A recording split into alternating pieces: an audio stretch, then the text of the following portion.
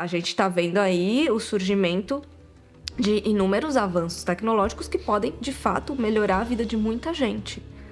Por outro lado, a gente nunca esteve tão deprimido, a gente nunca esteve tão conectado e, ao mesmo tempo, tão estafado com a quantidade de informações que a gente tem acesso. Eu acredito que a gente esteja, não num momento muito otimista de pensar, acho que a gente está num momento crucial de definir limites, de definir até que ponto a gente chega e o que precisa ser regulado, e o que pode e deve ser regulado e o que não, e onde a gente atua a partir daí.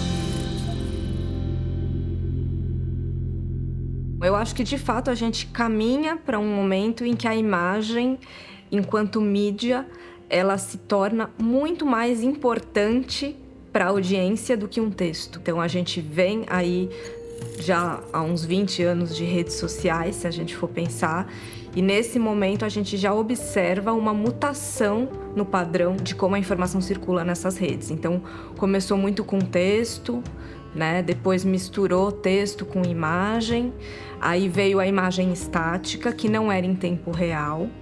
A imagem, você tirava uma foto e você postava depois, então não tinha essa questão da instantaneidade. Depois a gente chegou na foto em tempo real, e a importância disso, de estar escrevendo ou falando e se comunicando em tempo real.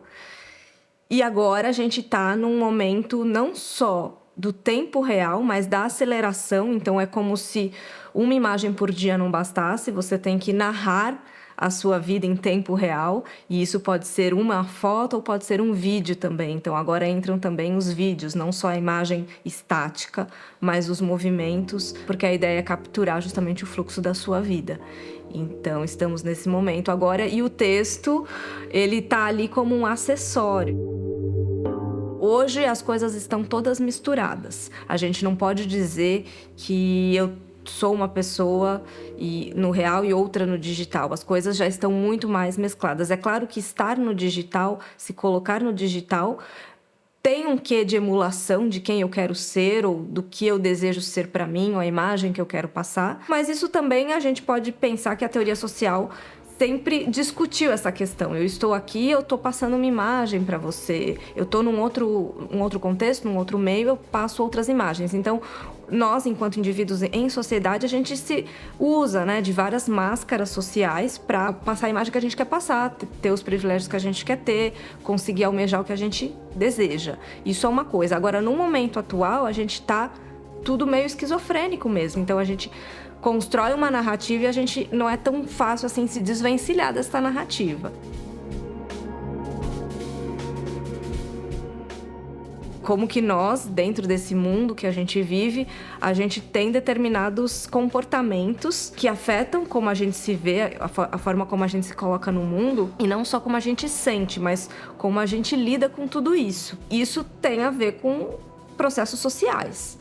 E qual é o processo social que está em jogo? A hiperexposição de imagens. Isso vai levar para uma série de comportamentos pode ser ansiedade, por um lado, de você estar correndo contra o tempo, então eu tenho que postar, eu tenho que me atualizar, eu tenho que mostrar que eu estou fazendo isso, aquilo, eu tenho que performar a produtividade, afinal estamos também na sociedade do desempenho, então tudo que a gente faz, a gente precisa mostrar que a gente está fazendo algo, não há espaço para o vazio, não há espaço para dizer que a gente não está fazendo nada, a gente precisa mostrar que a gente está produzindo alguma coisa. Então isso pode gerar muita ansiedade se você não está fazendo nada que é considerado útil, ou que você considera útil, ou que os outros consideram útil, ou uma coisa que você nem acha que deve postar, mas você tem que postar. Então tem essa ansiedade de fazer coisas e postar. Por outro lado, tem uma depressão, porque as pessoas, elas também se veem muito sozinhas dentro desse processo. A gente nunca esteve em contato com tanta gente, mas é como se a gente estivesse comunicando meio para uma audiência que a gente sabe que a gente tem nas redes sociais, mas é uma audiência que a gente não sabe se vai nos ouvir. A gente tá falando para um monte de gente quando a gente posta, mas a gente não sabe se a gente vai ser ouvido, se vão responder, se vão reagir. Até pensando na configuração das relações, né? O que é esse reagir a uma postagem de outra pessoa? É uma coisa boa? É uma coisa positiva? Isso leva para uma conversa? Ou fica ali só na reação, que é o like, né? O reagir? Isso mexe com a maneira como a gente sente e se relaciona com as outras pessoas. Tem o lado de se sentir sozinho, porque a gente tá falando e ninguém nos escuta. Será que alguém tá escutando? Será que alguém me responde? E, ao mesmo tempo, os laços sociais, principalmente no pós-pandemia, a gente percebe que se esgarçaram um pouco mais, né? É mais difícil encontrar as pessoas, é mais difícil voltar a ter uma série de reuniões sociais, até porque a gente também se afastou, o trabalho mudou, as formas de se encontrar, de conviver com outras pessoas mudou completamente. Então, tem esse momento de solidão em que a gente está cercado também de outros estímulos de imagens de outras pessoas que estão fazendo coisas e a gente é cobrado por fazer coisas também. E aí, para não estar sozinho, a gente tem que encontrar alguma maneira de interagir com essas outras pessoas via rede. E aí entra também a autocobrança, entra também a vergonha, o medo de errar, o medo de parecer ridículo, o medo do assédio nas redes, o bullying, o cyberbullying. Estamos o tempo todo sendo atravessados por esses discursos dos outros, por essas imagens, por coisas que a gente talvez nem quisesse ver e a gente acaba vendo. Outra questão é a forma como a gente se relaciona, talvez amorosamente ou fraternalmente, com as outras pessoas. Hoje você conhece uma pessoa e você já pede a rede social dela. Você nem pede o número de telefone, você pede a rede social porque é menos invasivo. É menos invasivo, mas contraditoriamente você sabe muito mais da vida da pessoa ali, né? Então você acompanha a vida dos seus amigos por ali e você não conversa com seus amigos, mas você sabe o que está acontecendo na vida deles se você olha o que eles estão postando. E amorosamente a gente percebe também como os aplicativos, né, de relacionamento invadiram, né, e fazem parte hoje também da dinâmica de você conhecer outra pessoa e se apaixonar por outra pessoa, porque a gente tá nesse mundo. Então, o mundo digital, é óbvio que as relações também iriam passar por aplicativos, né? No momento de você se relacionar com outra pessoa. Interessante que isso traz pra gente pensar, assim, uma lógica de você excluir um monte de coisa, porque o mundo no digital, ele é moldado para você. Algoritmicamente falando, você só vai ver aquilo que é do seu interesse. E, amorosamente falando, então, você já cerceia uma série de possibilidades de conhecer pessoas, justamente porque você já pré-seta suas preferências ali, o que você quer ver, e você vai calibrando o algoritmo, e conforme, né, você vai calibrando o algoritmo, a ideia é que seja a melhor escolha para você. Só que a gente não sabe se é assim de fato. Porque isso exclui uma série de outras coisas que você descobriria justamente no contato com o outro, no contato que a gente chama de alteridade. Você conhece uma pessoa e aquela pessoa tem algo que é tão diferente de você, mas que te desperta o interesse, né? E aí você começa a se interessar por essa pessoa justamente por isso. E talvez essa maneira do algoritmo de já entregar pra gente o negócio pronto não dê esse clique. E talvez por isso seja tão difícil se relacionar. A gente também está num momento que as pessoas têm menos paciência para lidar com o que elas não gostam. Justamente porque elas recebem tudo que elas gostam de acordo com as preferências pré-setadas. Não há muito espaço para você se decepcionar com alguém. E as pessoas não querem se decepcionar com alguém. Por isso que o algoritmo vence, né? Por isso que o aplicativo que promete te entregar o par perfeito, a pessoa mais adequada para você, parece ser melhor do que buscar por aí no mundo qualquer pessoa que você nem sabe a cor que gosta ou a música que escuta. Estamos nesse momento em que os indivíduos em sociedade se abrem muito menos para o mundo, embora a gente tenha o mundo ao nosso alcance pela rede social e por toda a rede informacional que a gente tem acesso, mas a gente vê uma restrição já aí do nosso mundo. Estamos cada vez mais cerceando as nossas possibilidades.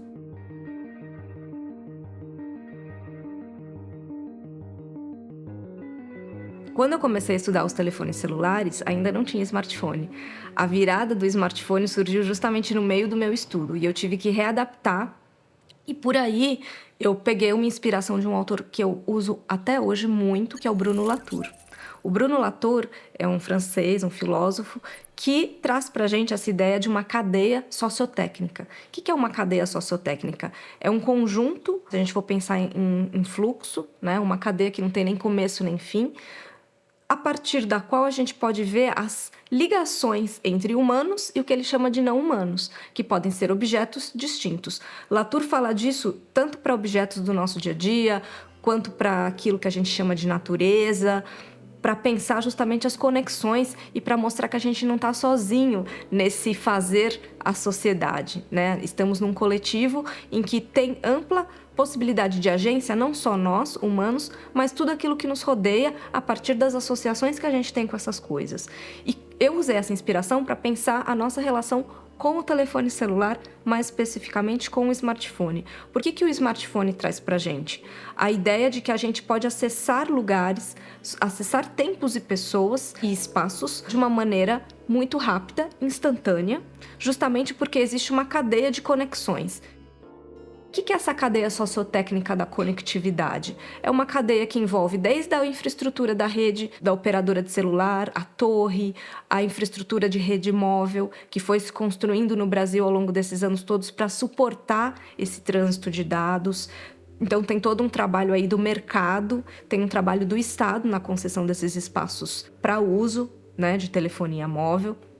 Tem a própria operadora, vai ter o fabricante do aparelho, com todas as suas possibilidades de tecnologia, vão ter outros fabricantes, outros produtos que são os aplicativos que estão dentro desse aparelho. E a partir daí tem as funcionalidades, a câmera, o bloco de notas, a agenda. Tudo isso é feito para a gente ir construindo a nossa vida ali dentro. Então a gente acaba colocando a nossa vida dentro, não do aparelho, mas hoje já está na nuvem, né? Mas a gente está colocando a nossa vida, fazendo ela participar dessa cadeia sociotécnica da conectividade. E por isso que é tão difícil a gente deixar de usar um celular, porque o que ele nos entrega, o que ele nos permite fazer, a gente não faria sozinho. A gente ganhou a potência de agir de uma determinada maneira, essas velocidades, essa facilidade de informação e de contato com o outro, justamente porque a gente aproveita da potência de outros agentes ali, que são essas questões técnicas que se acoplam nesse fluxo informacional que a gente vive e junto com a nossa agência, nós digitando ali no celular, a gente chega a lugares que a gente nunca chegaria sozinho. E isso pode gerar situações de dependência, justamente porque a gente desaprendeu a pensar, a decorar coisas que a gente anota, a chegar num lugar sem usar um mapa, a falar com outra pessoa e esperar tempos até que ela responda. A gente quer a instantaneidade e a vida começou a atuar também nessa instantaneidade.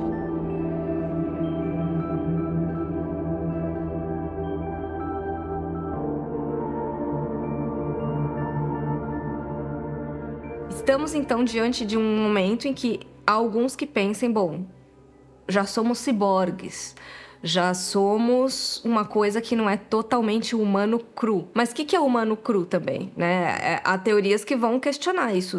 Afinal, a gente sempre foi junto com os outros seres. A gente só não assumia isso dentro da teoria social. A gente dava um peso demasiado forte pro humanismo, né, para o poder do ser humano, tanto o nosso papel de dominação do que a gente chama de natureza, tanto ignorando tudo aquilo que faz parte dentro, por exemplo, de uma descoberta científica, dos achados que a gente tem no mundo, dos seres e dos objetos, né, daquilo que contribuiu para a gente construir esse saber. Só que a tecnologia ela vem e faz muitos pensarem, poxa, então agora nós estamos num momento em que seremos dominados pela tecnologia, a tecnologia irá nos abraçar de tal forma em que a gente acabará refém da tecnologia, tem um discurso muito perverso também, se a gente for pensar, até pessimista, estamos todos reféns da tecnologia. Mas espera aí, nós estamos construindo a tecnologia, nós que construímos, nós estamos lidando com a tecnologia no dia a dia. Então, não se trata de uma relação de dominação, se trata de entender qual que é o nosso papel aí e como que a gente pode agir. E, no fundo, o Bruno Latour ele vai falar sempre, é preciso a gente entender que tipos de associações e redes a gente quer manter e que tipos de associações a gente quer excluir. A gente sempre trabalha em rede, a gente sempre trabalha em cadeia, né, em fluxos de relações com outros seres. Só que alguns levam a gente para um lado e outros podem levar a gente para um outro lado, que pode ser muito prejudicial para a nossa existência. Cabe a nós também pensarmos nesse relacionamento e para onde a gente quer levar esse relacionamento.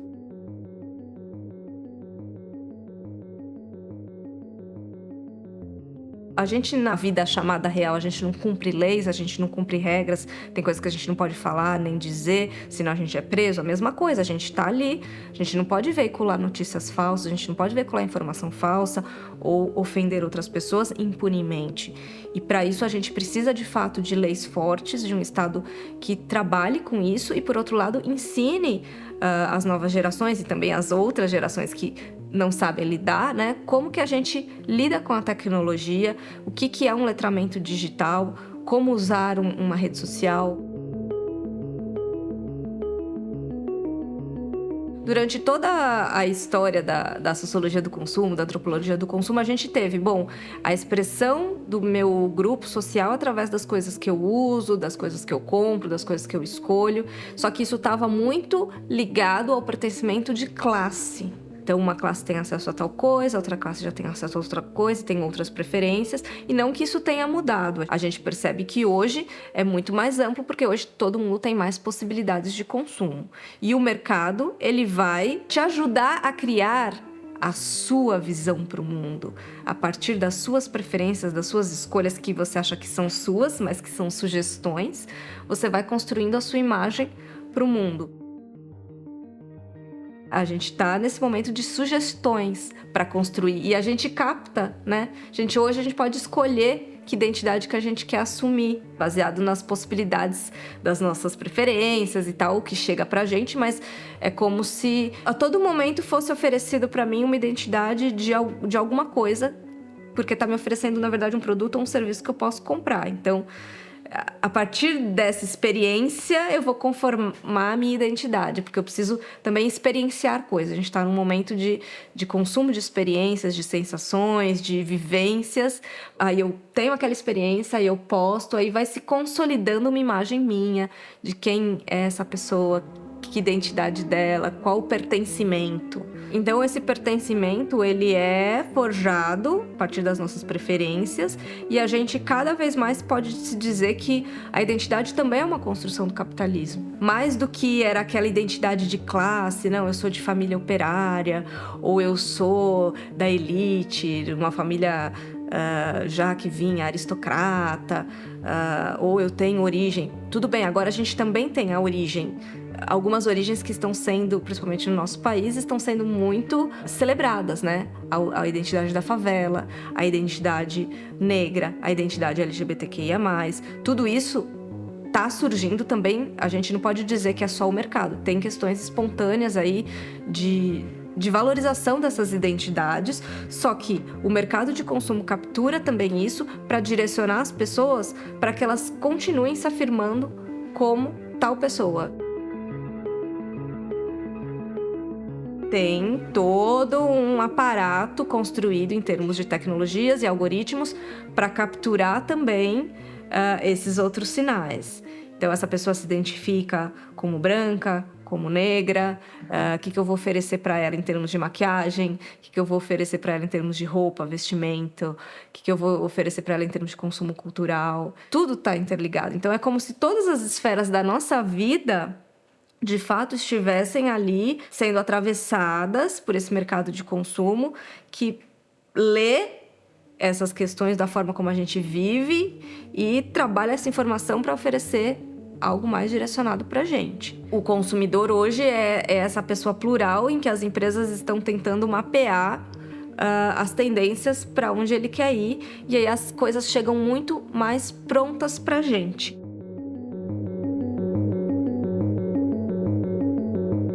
E aí entra a questão do confessionário. O Michel Foucault, ele falava, né, que a gente ia primeiro para a igreja para se confessar, depois veio o consultório do psiquiatra e agora a gente está praticamente se confessando na rede social. A gente está ali falando para o vazio, para uma audiência que a gente sabe que está ali ou pode não estar. A gente está se abrindo, a gente está contando a nossa vida. Só que tem uma audiência também que usa isso, que é a audiência do mercado, que usa os nossos dados, que usa a informação de onde a gente clica, dos nossos interesses, para trazer, por outro lado, produtos para a gente, sugestões.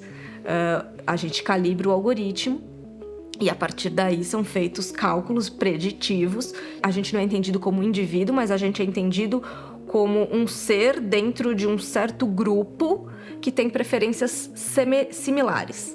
Então a gente está sendo lido, a nossa vida está sendo lida desta maneira por essas empresas. E isso vai gerar um conhecimento sobre nós, da mesma maneira que o médico, que o psiquiatra, que o psicólogo nos conheceria. Isso também gera um conhecimento que o mercado nos conhece para nos oferecer, ou acha que nos conhece para oferecer alguns bens de consumo, ou experiências, ou enfim, sugestões de perfis para a gente seguir.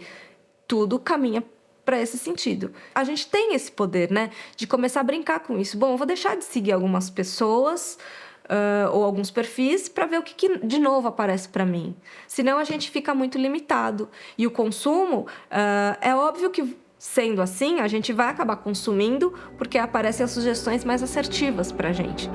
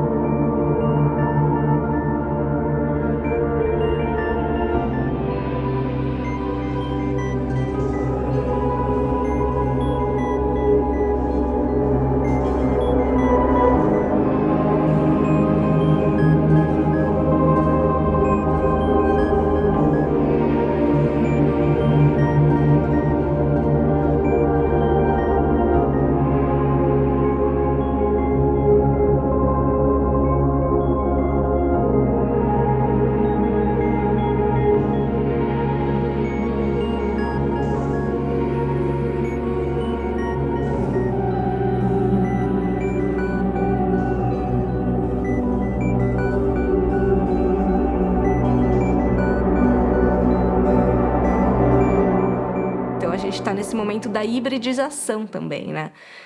Não tem como pensar uma coisa separada da outra. Estamos o tempo todo sendo pelo celular, através do celular, com o celular. E sem o celular a gente é também, mas a gente é de uma outra maneira. Mas com o celular a gente também não deixa de ser a gente. Então, o que a gente é hoje? Essa é a grande questão, né? Que a gente tem que tentar entender quem somos nós a partir desses dispositivos.